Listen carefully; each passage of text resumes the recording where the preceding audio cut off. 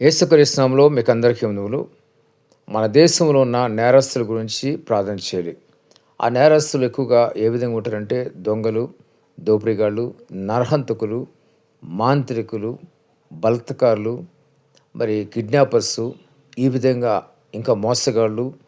రోజు రోజుకి మోసాలు కూడా పెరిగిపోతున్నాయి. ఎక్కడ చూసినా మోసమే. తినే మందుల్లో మోసం, మనం తాగే పాలల్లో మోసం, ఎటు చూసినా మోసమే జరుగుతుంది. కాబట్టి వీళ్ళందరి గురించి కూడా ప్రార్థన చేయవలసిన అవసరత ఎంతైనా ఉంది. ప్రతి ఒక్కరు మీ ప్రార్థనలో జ్ఞాపకం చేసుకోండి. అదొకటే కాదు, మాంత్రికులు అనేక మందిని మరి చేతబడులు చేసి చంపేటువంటి మాంత్రికుల గురించి కూడా ప్రార్థన చేయండి.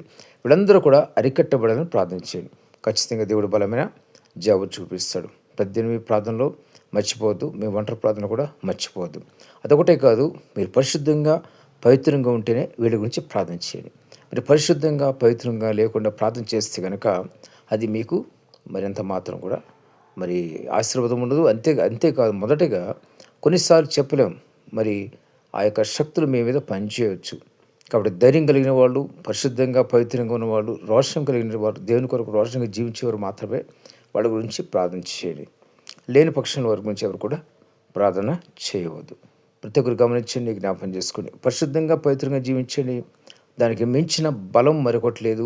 దానికి మించిన ధైర్యం ఇంకొకటి లేదు.